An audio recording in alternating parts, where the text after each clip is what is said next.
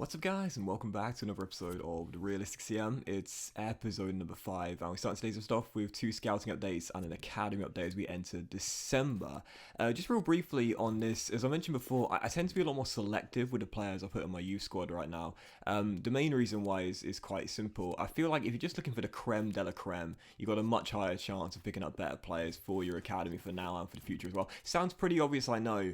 But sometimes I think people can get drawn to a potential range which isn't the best but could be alright. But the one thing you got to remember is the potential ranges. You see our fixtures here for December, 7 games coming. You'll see 6 of them today. Potential ranges are far more likely to decrease than they are to increase. You know, sometimes you might see a player's potential range and you might look in the academy the next month and it's gone up. But for the most part, they traditionally always tend to go down month after month. So if you're just looking for the very, very best, even when you first see them in your scout report, they might have a very high potential range. The chance is that after a few months, they'll probably have decreased in their range quite significantly, if not just a little bit. So yeah, it's best to look for the best players possible. That's how I've always had my success with youth players in FIFA CMs. But anyway, for the first of 6 in today's episode here, Crystal Palace, who by the way, real brief as I'm recording this audio today, Roy Hodgson just announcing he's going to walk away and step away come the end of the season.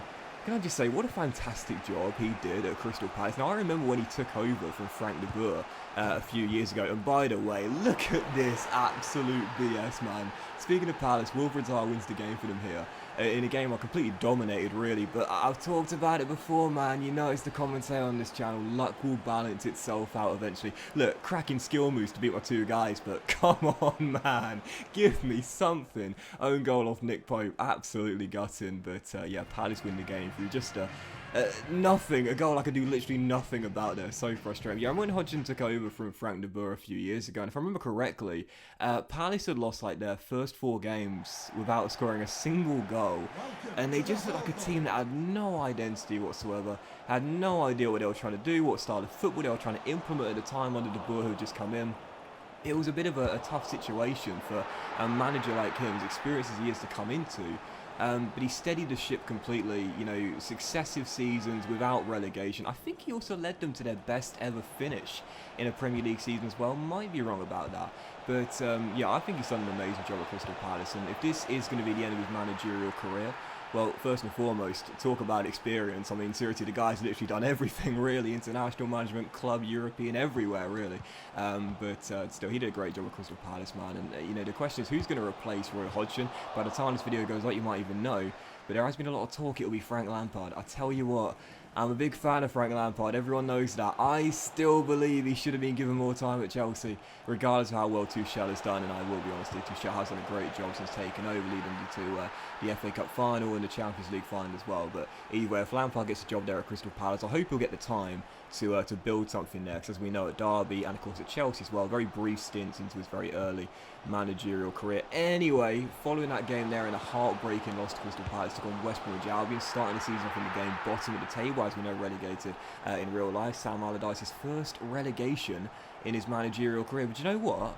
I wasn't necessarily that surprised about it. Everyone thought it was just miracle work, and I guess he has been based on his record, but I wasn't that surprised. This was his first relegation. At some point, it was going to happen. You couldn't have that record forever. But yeah, taking a West Brom, really, really topsy-turvy game. You know what the games of FIFA are like nowadays. Goal gluts, topsy-turvy, loads and loads of lead changes. And as I talked about in the last episode, I've talked about it throughout the course of this year's FIFA, the late goals in this year's FIFA. I mean, I know I sound like a real broken record when I mention it, but I think EA do need to do something about it, because it's just a little bit too obvious. Do you know what I mean? Now, don't get me wrong, I'm pleased to score the late winner and get the 3 points during a game I definitely deserve through Ashley Barnes' first of the season. But again, it's very, very predictable for the most part. And I think that it is something which EA needs to look at, because I've mentioned this before, when EA aim to fix something, they kind of make one thing that either didn't work really, really OP, or the other way around. So if something is OP, like for example, like crosses for example, their fix of that is to stop crosses from working whatsoever, for example, and that's not really a fix. And I think that's the problem with late goals as well, because they are just so common. My fear is that they're going to make them basically not necessarily impossible to score, but as rare as they come. So they need to get the right balance. And I do feel, again, late goals in this year's FIFA are just very, very predictable and far too common. And it kind of takes away the magic of them as well. You know, that being a game where there against the Baggies, very big game at the bottom of the table, but it's like I kind of expected to score it because I get the pressure on, and stoppage time just continued and continued. That's another thing they need to look at as well. Stoppage time is just so inconsistent in this year's FIFA. I mean, sometimes like the referee will blow for full time directly as the seconds go up, but sometimes they go on for like 3 or 4 extra in-game minutes. And don't get me wrong, the common phrase is it's a minimum of added time, but there is a limit. Do you know what I mean? There should be a limit to it. See, I draw there for the FA Cup third round where Carrow Road against the Canaries, going back to the Premier League. A really tough game, that one, on the back of the 1-1 draw there against West Ham. But yeah, I do feel as though they've got to tone down the late goals because they are just a little bit too common. And again, with stoppage time as well, way too inconsistent. There needs to be a much clearer pattern for when stoppage time is ending as well. Anyway, for the following game, Wolves were at Molineux. By the way, in the game right now, second place in the table, absolutely bossing it. And oh my god, speaking of bossing it, we know this guy's got like massive quads the size of tree trunks, but geez, Adama Traore almost broke the goal stanchion with that one. That was a ridiculous goal, man. Seriously, blasted right into the top corner as Wolves went in front. You might have noticed early on as well, Chris Wood trying an ambitious acrobatic kick as well, going down with an injury as William Jose makes it 2-0 here. Now, I mentioned in the last episode, I have once again improved, I should say increased, the injury frequency and severity as well. That's definitely one tip I'll give you guys if you're looking for a realistic CM save as well. As I mentioned in the last episode, if you never touch the injury sliders, you might get 1 injury per season at most, and it's probably a training injury. I definitely recommend improving the injury frequency and severity. Look, it's frustrating, like when your top player goes down, and it's really, really, you know, again, frustrating. Yeah, I get that, but it's a lot more realistic.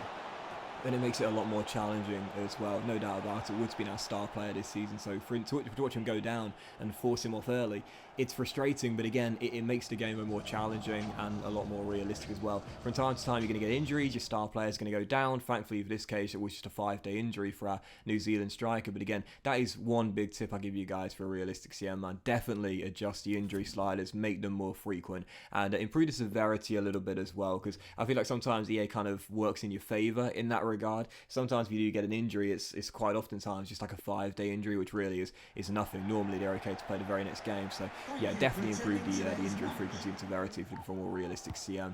Anyway, on the back of the 3-1 loss there, we rejected it for Ashley Westwood, and then we took on Spurs here, who, by the way, more talking points here. Obviously, again, by the time this video goes up, there might have been some more developments, but we've just found out Harry Kane yesterday saying he wants to leave Spurs in the summer. I mean, it was him that signed a big contract extension. It was him that signed it past his 30s.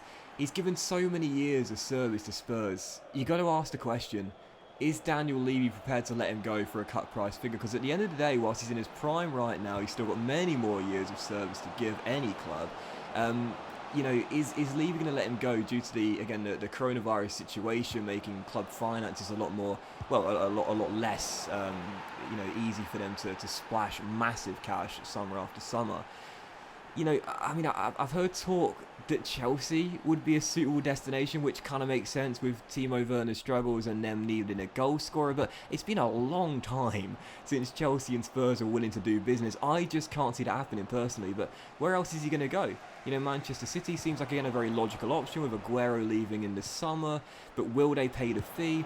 Again, will Levy be willing to, like, reduce the asking price for Harry Kane? I don't know. It's a really interesting situation because, like, Levy holds all the cards as we lose this game 3-0, but he's got to remember to get players to come and join Spurs.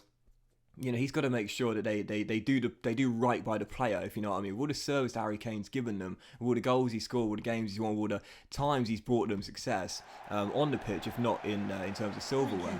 You know, he's been a standout and a proper leader both on and off the pitch for that club, a real ambassador for Spurs.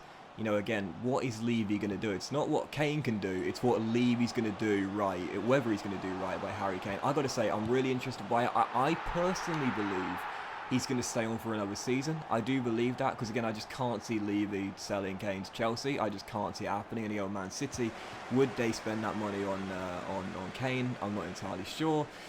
You know, obviously there's talk that Haaland might be going to the Premier League for Chelsea or Man City. I guess that, you know, we'll have to wait and see about that. But it's just a really interesting situation with Kane's contract. Spurs aren't in a rush.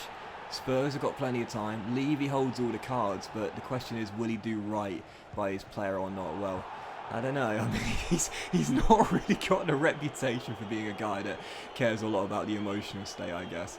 But either way, it should be an interesting summer. I'm looking forward to seeing the developments. But again, by the time this video goes up, anything could have happened. But still, for our final games, this episode, penultimate one of December, taking on the Baggies here. Just about beat them, of course, in the reverse fixture with that late goal for Ashley Barnes. No such problems in this game. We were 3-0 up early on. Chris Wood got a goal. Reece Nelson got another. I tell you what, man, I love Reece Nelson. Don't know if I'm going to bring him back permanently next year, but I'll certainly be considering it.